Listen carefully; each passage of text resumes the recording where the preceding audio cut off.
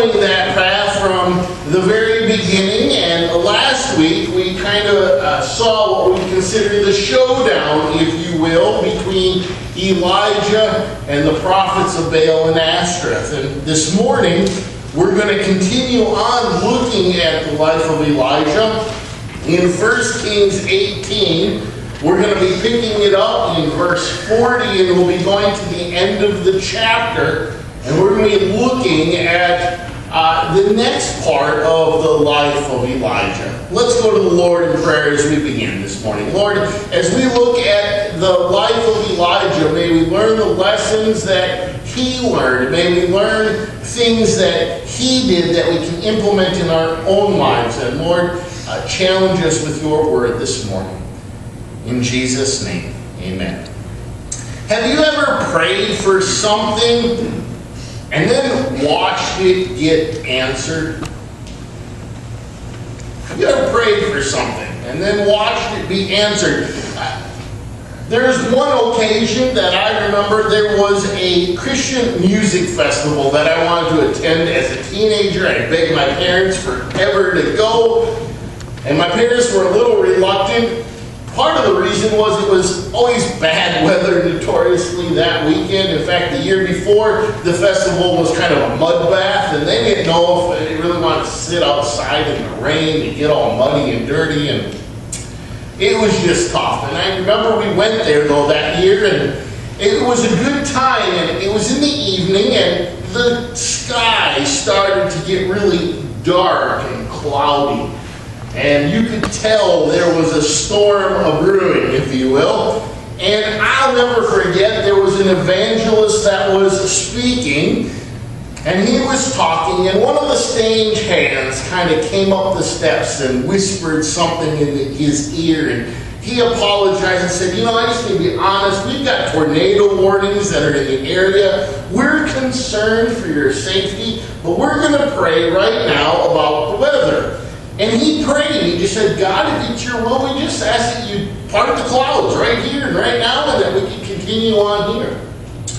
I remember that over the next 10, 15 minutes, something unusual happened. We literally could see the clouds starting to part right where we were at. We were just dumbfounded, to be honest with you. And we could see the lightning and the rain all the way around us, but right where we were at, it was held off, at least for most of the time. We did get rain eventually. After the fact, we found out that there had been severe lightning and rain a mile away from where we were at, and that there were some tornadoes just a few miles away, and yet God allowed the parting, if you will, of the clouds just long enough to continue on. It was a prayer that this individual prayed, and in a short few minutes, we were able to see it answered. Now, God doesn't always answer that way, but that was one thing that I know that for me as an individual made an impression upon my heart. It impressed upon my parents and others that I knew that were there as they saw this, that, God does answer prayer. This morning, we're continuing to look at the life of Elijah, and we're coming across a section where Elijah prays a prayer. This prayer requires a tremendous amount of faith and trust in God, but Elijah prays this prayer, and it's also an amazing story about the power of God working in and through prayer. As we begin, we need to kind of review a little bit of where we have been. Elijah came on the scene seemingly out of nowhere to talk to King Ahab and give him a message from God. The message was simply this: your wickedness and the wickedness of the nation and their worship of false gods has come to my attention, and so there will be no rain, no dew, no moisture on the earth, period. And after that, Elijah had to flee for his life. And he was on the run for and in hiding for about 3.5 years. During that time, there was no dew, no moisture, no rain, not even a cloud in the sky, and it was devastating. People were literally starving to death because of this famine. God then speaks to Elijah again and says, "It is time to present yourself to King Ahab. And by the way, I'm going to provide some rain." That's in 1 Kings 18:1. And so Elijah starts coming out of hiding. He meets up with the chief of staff for King Ahab and eventually meets with King Ahab. And Elijah initiates a showdown between the 850 false prophets and himself on the mountain of Mount Carmel. Up there, they made an agreement that they were both going to create sacrifices on altars, and they were going to pray to their gods to see whichever God answered the prayer of providing fire from heaven to light this sacrifice would be the one true God. Elijah allowed the 850 prophets of Baal and Asherah to go first. They worked till morning, till noon, till dinner time with no success. Elijah comes up. He does the exact same thing, but douses his sacrifice with 4 times, 4 bales, roughly about 33 gallons each, dousing it so that it was soaking wet.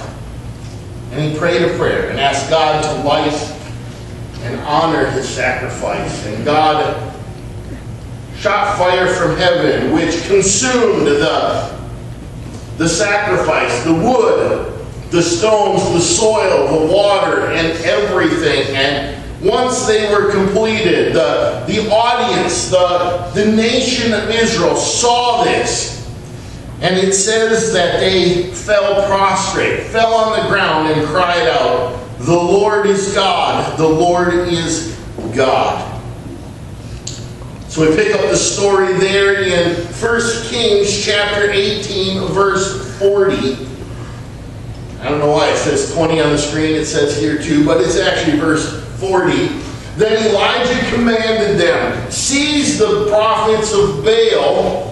Don't let anyone get away." And they seized them, and Elijah had them brought down to the Kishon Valley and slaughtered them. Elijah told the audience, the nation of Israel, to gather up all the false prophets and bring them down to a nearby ravine and river and have them all killed. And the gathered crowd was large enough to overpower the 850 prophets and put them to death. Now, I'm going to be honest, this sounds really harsh in our day and age. But let's put this in another context.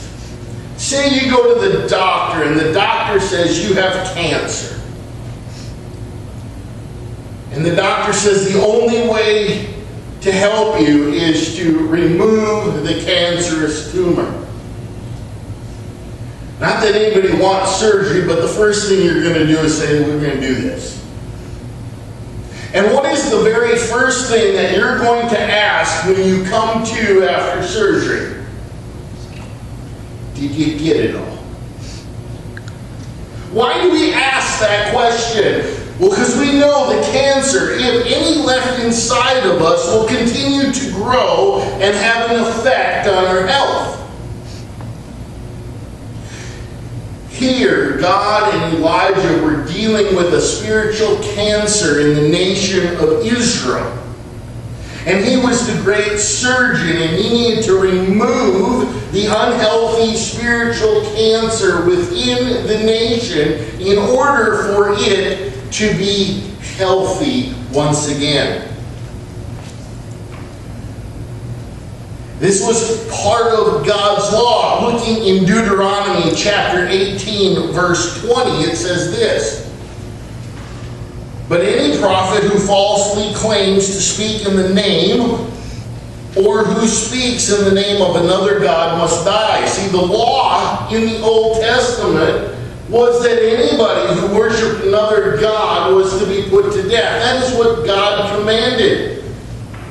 But things haven't changed in the New Testament. You'd like to say, oh, it's not the wording used anymore. But we find that Paul used very similar language in Colossians chapter 3, verse 5, in dealing with this as well. It says this, therefore, put to death what belongs to your earthly nature, sexual immorality, impurity, lust, evil desires, and greed, which is idolatry. What God wants us to do is to cut out, eliminate the cancer that affects our spiritual lives.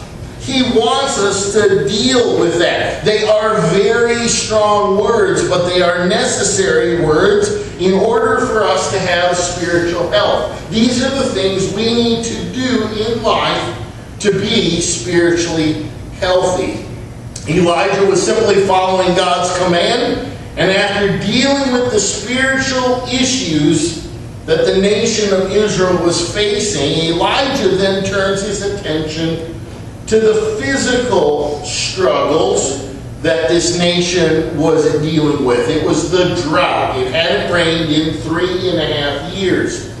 And we look at 1 Kings 18, verses 41 and 42, it says this, and Elijah said to Ahab, go eat and drink, for there is the sound of a heavy rain. So Ahab went off to eat and drink, but Elijah climbed to the top of Carmel, bent down to the ground, and put his face between his knees. You know, it appears that Ahab goes up to eat and drink, totally unappreciative at this point of the grace of God and the power of God that he has just witnessed. Ahab is the picture of someone whose heart has been hardened by years of rejecting the Lord. It had been 3.5 years his kingdom had faced a drought because of his sin and the sins of the nation of worshiping idols. The prophets of Baal had not been successful. Baal was the god of thunder, lightning, and he wasn't able to light the sacrifice, and yet he saw the one true God, Yahweh God of Elijah, send down fire from heaven and totally consume what was there. And then King Ahab saw and observed with his own eyes as all of the prophets were put to death, and yet Ahab is unmoved. God simply wasn't on Ahab's mind or thoughts. Maybe he was thinking, you know what, the rain's coming. That's what prophet Elijah said. Why worry? My problem's all fixed. All I was worried about was the rain, so you know what? That's taken care of. I'm going to go eat and drink and be merry. I don't really have any problems at this point. On the other hand, Elijah knew that the work wasn't done yet. God works through prayer, and so he went back up to Mount Carmel, and he began to pray for the nation. Notice the contrast here between King Ahab and Elijah. It should be a warning and a lesson for us. It shows what can happen to a human heart. One man is occupied with himself and his circumstances, his own plans. As long as it works out, he's okay with just about whatever happens. On the other hand, there is a person that's occupied by the will of God in his life. See, our prayer life and our hunger for God and His Word are a barometer of our spiritual condition, our spiritual heart. When we have a desire to work and strive after God's Word and pray, it's an indication we're engaging with God, and we have a stronger spiritual barometer. But if we're eating, drinking, and being married and not concerned about our spiritual needs, then our hearts are hardened. When we continue to ignore God's revelation and pursue our own desires and our plans, it has a hardening effect on our hearts. Hebrews 3 verses 7 through 11 put it this way. Today when you hear his voice, don't harden your hearts as Israel did when they rebelled, when they tested me in the wilderness. There your ancestor tested and tried my patience, even though they saw my miracles for 40 years. So I was angry with them, and I said, their hearts always turn away from me. They refuse to do what I tell them, so in my anger I took an oath. They will never enter my place of rest. You see, the children of Israel had this tendency of seeing God at work in their lives, in their region, and despite what they see, they grumbled, they complained, they ignored God, and did what they wanted to do. King Ahab is no different. King Ahab saw God firsthand through miraculous events, and yet he was unmoved, and his heart was still hardened. The basis for Elijah's action was, of course, a promise that God had made to him at the beginning of chapter 18 in 1 Kings 18:1. Notice Elijah's words, though, in 1 Kings 18:41 to King Ahab. There's a sound of heavy rain. Think about this. No prayer had occurred yet at this point, no promise, and there is no evidence of rain. And yet Elijah is telling King Ahab, I think I hear something.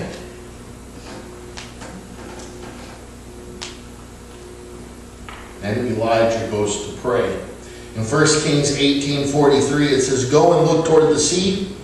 He told his servants, and he went up and he looked. There's nothing there, he said. 7 times Elijah said, go back. This is also a contrast between 2 different persons. It shows that Elijah prayed in faith, expecting God to answer his prayer. He prayed believing God's specific promises, and with perseverance he continued to pray. He sent his servant several times. Check things out, see if you see anything. And there was no evidence of an answer to his prayer, and yet he continued to pray 7 times. Now, there's nothing unique about the number of times other than it indicates perseverance and unwavering faith in God. But it also is designed to teach us a principle that Jesus taught in Luke 18:1, that at all times we ought to pray and not to lose heart. God wants us to pray with a heart expecting him to answer our prayer requests. Do we pray like that? Do we pray expecting him to answer? Do we pray with a heart of perseverance that when we don't see our prayers answered, do we continue on praying? Or do we say, you know what? The signal's fuzzy, it's not getting through, so I'm stopping. How do we approach prayer? Elijah prayed with confidence that God would do as God had told him.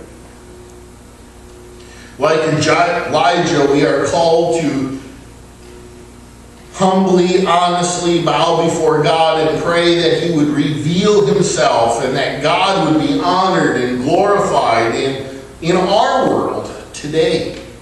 When we pray that way, God answers our prayer requests. I don't know about you, but far too often I don't come to God asking that he is revealed to people around me. When I go talk to God, I'm usually interested in how he's going to affect my life. God, I need you to answer my requests. I'm concerned about these things in my life. Elijah didn't pray for himself. Elijah prayed for the people. for the drought. God had provided for him throughout the whole 3.5 years, but Elijah's concern was for the people. Do we pray for others, or do we pray for God to be in our corner of our world?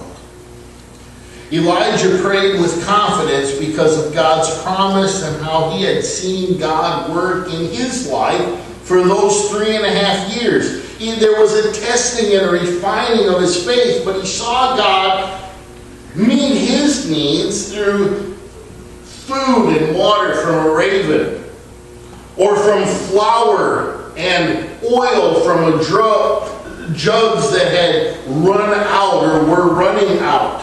How he had provided for a widow and her son, and how God had raised her son to life once again.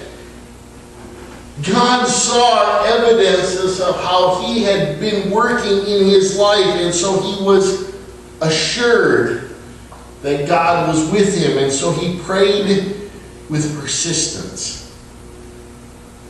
Colossians 4:2 says this: "Be persistent in prayer, and keep alert as you pray, giving thanks to God." Are we persistent in our prayers?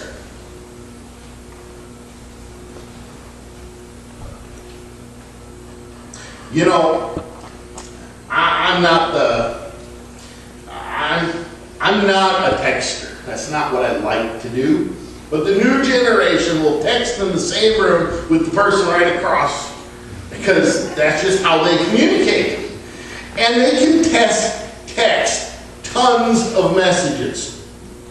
No names, but one of my children had texting for 1 week, and there were 600 text messages in less than a week. That's how they communicate. That's called persistence. My fat thumbs can't even hit letters right, much less anything else. But the reality is there's a persistence in communication. Do we have a persistence in communication with God? And are we giving thanks, or are we just looking to see what we can get out of God like a genie? Rub the bottle and maybe he will bless me. He wants us to pray to him with persistence about things he's concerned about. After being persistent in prayer and seeking his servant to go check multiple times, hey, is this prayer thing working? Go check again. Elijah never stopped praying, by the way, even though his servant was checking. You notice that in the scripture? But in 1 Kings 18:44, it says this: "The seventh time the servant reported, a cloud as small as a man's hand is rising from the sea. So Elijah said, go and tell Ahab, hitch up your chariot and go down before the rain stops him." Can you hear the surprise, or maybe even the sense of sarcasm in the servant's voice here? You know, it's really hard to see, but there might be a cloud out in the distance coming from the sea. It's not big yet, you know. Yeah, it's about that size. It's so far off, you know, and maybe this prayer is working. And how does Elijah respond from this simple thing, observation? For Elijah, as one with the eyes of faith who is resting on God's promises, that little cloud was going to make a big impact. In Elijah's response, we see the expectation that God was going to answer his prayer in a significant way, and of a man who is grounded in his relationship with God. He didn't hesitate. Look here, the Bible says immediately. I think I see this cloud way off in the distance, and he says, tells the servant, go tell King Ahab immediately, get your chariot hitched up and head out of Dodge, because you're not going to be able to travel. It's going to rain so hard. get back to the palace or you're going to get caught in the ring. God answered Elijah's prayer and fulfilled his promise in a very dramatic way. In 1 Kings 18, verse 45, it says this: "Meanwhile, the sky grew black with clouds. The wind rose, a heavy rain came on, and Ahab rode off to Jezreel. The drought was broken through the prayer of a faithful servant, praying according to God's will, but the ultimate goal was to deal with the spiritual condition and drought in the land first. That was his goal to start with, and then he prayed for the physical deal. It was designed to turn sinners and seekers toward God and point them to God so they could see God in everything they did. And this is the context, in the same way that James also talks about Elijah as an illustration of faith that produces effects in our life. In James 5:16 through 18, it says this: "The prayer of a righteous man is powerful and effective. Elijah was a man just like us. He prayed earnestly that it would not rain, and it did not rain on the land for 3.5 years. And he prayed, and the heavens gave rain, and the earth produced crops." Elijah was no different than us. He was a man just like us. He struggled with the same things that we struggle with. If you're here next week, you're going to find out how bad Elijah really struggled. And yet it was his prayer, persistent prayer to God. According to James, because of that faithfulness, there was an effect. Because of Elijah's prayer, God answered the request. God often waits to answer our prayers for physical needs in order to deal with our spiritual condition first. For 3.5 years, God was working in Elijah's life, and now he prays this effective prayer. It became the ending of a spiritual drought. If what God did on Mount Carmel was to reveal himself to Israel through a showdown, and if that wasn't enough, God now is answering Elijah's prayer. And if that wasn't enough, not only did he create a drought, not only did God answer Elijah's prayer for fire on an altar, not only did God provide rain now for Elijah when he prayed, but there is another miraculous event that showcased God in a totally different way. In 1 Kings 18, verse 46. "The power of the Lord came upon Elijah, and tucking his cloak into his belt, he ran ahead of Ahab all the way to Jezreel." Now, remember, what was the command, or what was Elijah's servant to tell King Ahab? Hitch up your chariot. What do you hitch up a chariot to? A horse. Okay? So, we've got a chariot with a horse. The king is running, heading out. And the power of God came upon Elijah. And he ran ahead of King Ahab all the way to Jezreel. Now you need to imagine the prophet running before the king's chariot with unbelievable strength and speed. The king was following. Remember, Elijah doesn't follow the king's chariot. The king follows Elijah. This time Elijah is leading, and King Ahab is no longer surrounded by 850 false prophets. He is by himself being led by the man of God. Elijah does not follow the king as a servant or slave.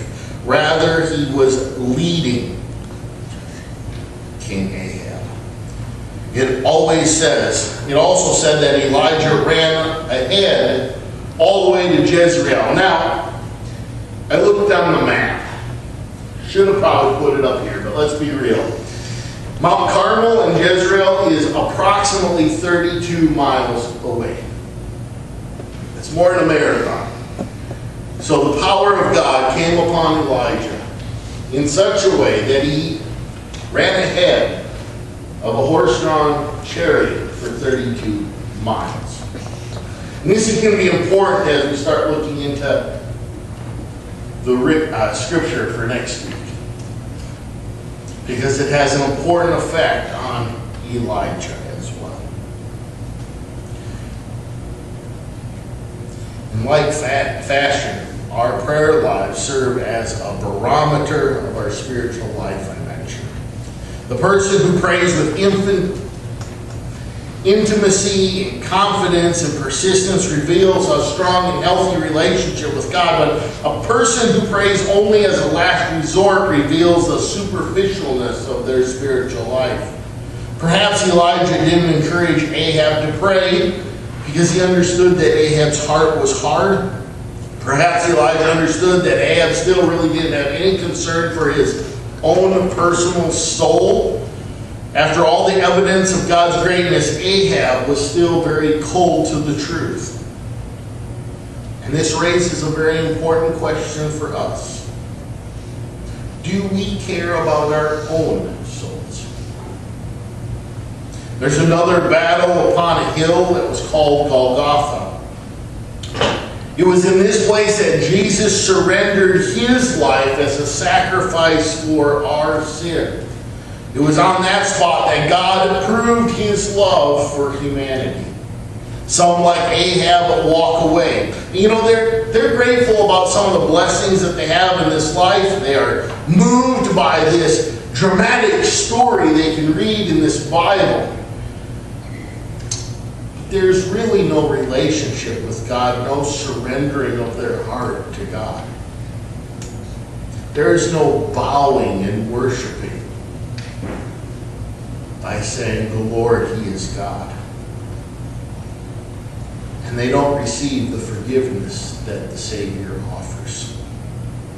Others see what Jesus has done and they realize that, frankly, he's the only hope for their life. They come to God seeking forgiveness and a new life, and they do so confidently because they have heard the message, they believe, they have seen how God has been working in others' life. So they surrender their life.